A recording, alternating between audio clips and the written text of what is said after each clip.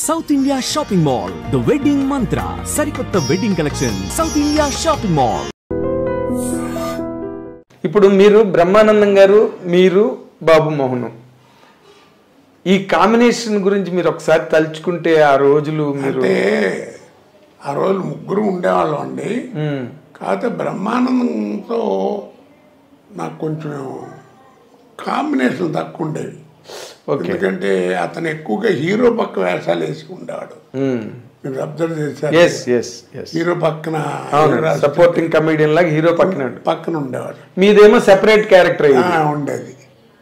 తర్వాత బాబుమోహన్ అటాచ్ అయ్యాడు, ఇద్దరం కలిసిపోయాం. బాగా ఈ కాంబినేషన్ ఎక్కువైపోయింది. అవునండి, ముగ్గురం కలిసి ఉన్నా ఏదైనా ఒక సినిమాలో 2 సీన్లు అట్లా ఉంటుంది తప్ప బ్రహ్మానందంతో కలిసి నటించడానికి ఎక్కువ అవకాశాలు దొరకలేదు.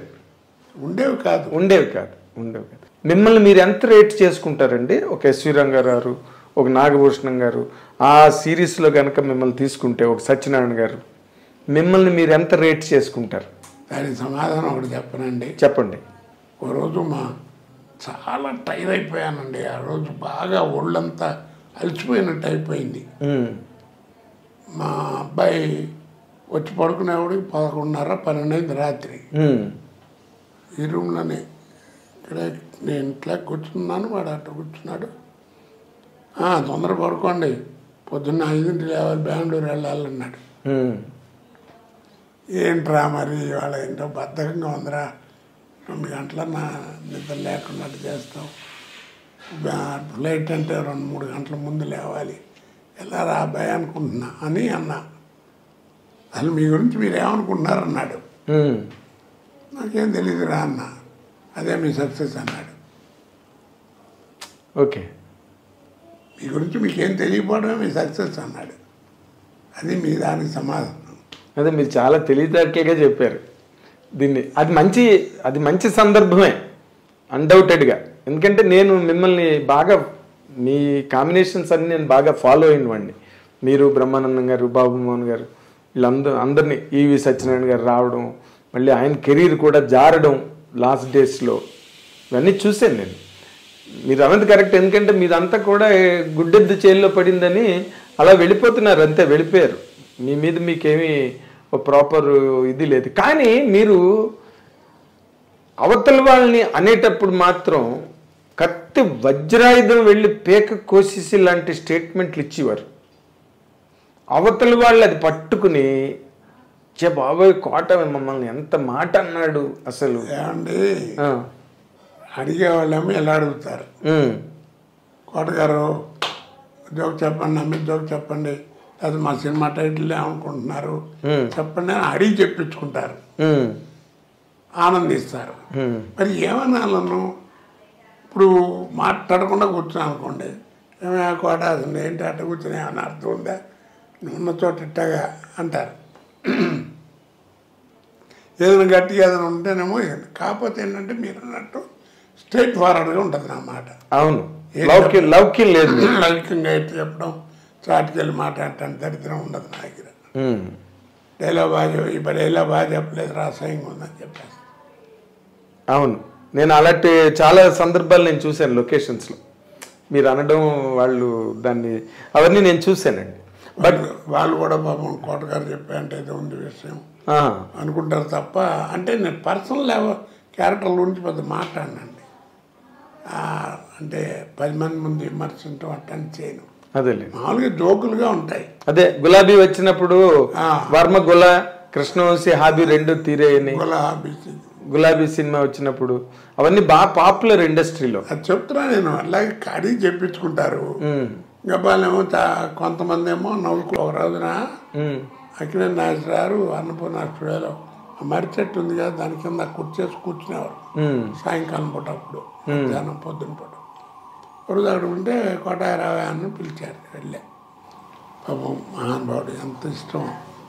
ఇద్దరు అని సినిమా ఒకటి రిలీజ్ అయింది. అవును, కోదండరెడ్డి గారి దాంట్లో నాగార్జున, నాగేశ్వరరావు ఇద్దరు ఉంటారు. తాగొచ్చి మాట్లాడితే నాగేశ్వరరావు తాగుడు, నీకేం తెలుసు తాగుడు గురించి అని క్లాస్ పెడతాడు. అలా ఇంట్లో తల్లిదండ్రులు ఒరిజినల్ మాట్లాడుకున్నట్టు ఉంటాయి. ఆ సినిమా గురించి ఏంటి ఆయన ఉద్దేశం అన్నాడు. దాంట్లో నీ వెళ్ళను ఏముంది చెప్పు సరదాగా అందరూ అంటుంటారు వినాలి ముందు అన్నాడు. ఏముంది సార్ సినిమా ఇద్దరు ఎలా ఉందని అడిగితే నిద్ర అన్నారన్న. చాలేదా నీ లెవెల్కి చాలేదన్నాడు. బాగానే ఉంది కానీ చాలేదన్నాడు. చేతిలో మామిడి మండ ఒకటి చిన్నది పట్టుకుని ఇలా అనుకుంటూ మాట్లాడుతున్నాం. ఇది లెవెల్కి చాలేదు అన్నాడు. ఏముంది సార్ కొంచెం బాధపడతారేమో అన్నాడు. పర్లేదు చెప్పు అన్నాడు. ఏం లేదండి, తాగొచ్చి మీతో మాట్లాడుతుంటాడు కదా, మీ ముందు ఎవడన్నా తాగుడు యాక్షన్ చేస్తే ఎవడన్నా నవ్వుతారు, మీరు ఎంత పాపులరో ఇలాగే మాట్లాడి లెక్కరికి లిక్యూరికి తేడా తెలుసా అని ఏదో మీటింగ్ పెడతాడు ఆయన. ఇంటర్వ్యూలు అందరూ వెళ్ళిపోతున్నారండి. వెళ్ళిపోతున్నారు ఏంటి సినిమా వాళ్ళది అది కదండి, వాళ్ళిద్దరూ ఏదో father and Sons family affairs మాట్లాడుకున్నారు, మనం వినటం బాగుండదని వచ్చేస్తున్నాం అన్నా. ఆ చిన్న మామిడి మనకి పేర్లు కొట్టి బయలు చెప్పా నవ్వుకున్నాడు. అలాగే చిరంజీవి గారు కూడా ఎందుకంటే చెప్పేది నాగేశ్వరరావు ఒక ఫంక్షన్లో బ్రహ్మానందం గారు కూడా ఉన్నారు. బ్రహ్మానందం గారు ఫంక్షన్ అది, ఆయనకి అభినందన నాగేశ్వరరావు పెద్ద ఆయన చీఫ్ గెస్ట్ ఏదో మాట్లాడుతున్నా. ఎప్పుడు వెళ్ళలేదు, నాకు పద్మశ్రీ వచ్చినంత ఆనందం వేసింది ఆ రోజు, ఇప్పుడు కొన్నేళ్ల క్రితం. నాగేశ్ కోట గురించి ఏం చెప్తాం, బ్రహ్మానందం గారి గురించి కస్తూరి శివరాజు నుంచి అందరితో చూశాను బ్రహ్మానందం గారి దాకా అని ఆయన బ్రహ్మానందం గురించి మంచిగా చెప్పడం మొదలెట్టాడు. అయిపోయిన తర్వాత పక్కనే ఉన్నాడు, ఈ కోట గురించి ఏం చెప్పాలి, ఒకటే ఒక మాట అండి, నో రీప్లేస్మెంట్ ఫర్ హిమ్ అన్నాడు. అంతకంటే ఏం కావాలి చెప్పండి. అలాంటి మహానటుడు ఆ మాట అన్నా అంటే అక్కినే నాగేశ్వరరావు అంతటి మహానటుడు, నో రీప్లేస్మెంట్ ఫర్ హిమ్ అన్నాడు. మీరు కూడా అలాగే ఫీల్ అవుతారండి? నేను చెప్పాను కదండి, మీకు తెలియదు మీ గురించి యథార్థంగా భగవంతుడు సాక్షిగా అండి, ఎంతకంటే ఇక అబద్ధమై ఆడినా కానీ పాపమే అది. అదేలేండి, నేను ఎప్పుడు వాళ్ళ క్యారెక్టర్ బాగుందని 10 మంది చెప్తే ఓహో అక్కడ అన్నీ ఎప్పుడు చూసినప్పుడు ఓ సీన్ బాగా చేశానే అని అనుకుంటాను తప్ప నా అంత నటుడు లేడు, లేకపోతే నేను గొప్ప నటుండి చస్తే మీరు నమ్మండి నా మనసులోకి రాదు అది. అదేలేండి, అదే అందుకే మీరు ఇంత కెరీర్ ఇంతకాలం కొనసాగి ఏదైనా అనండి మీరు నిజం చెప్పాను. అదే ఆ తర్వాత మిమ్మల్ని చిరంజీవి గారు కూడా అడిగారు కదా, ఏదో నా మీద ఏదో జోక్ వేసావంటే చెప్పు నువ్వని. ఆయన మీద ఏం జోక్ స్టోర్పురం పోలీస్ స్టేషన్ మీద, అదే 2 అరెస్టుపురం పోలీస్ స్టేషన్ అన్నాను. అది కేఎస్ రామారావుతోనే అన్నాను. ఆయన కూడా దాకా ఇద్దరు ఉన్నాను విన్నారు. 2 అరెస్టుపురం పోలీస్ స్టేషన్ ఎట్ట ఉంది అంటే 2 అరెస్టుపురం పోలీస్ స్టేషన్ అంటే సరే నవ్వుకుంటారు కదా. అదే అండి నవ్వు.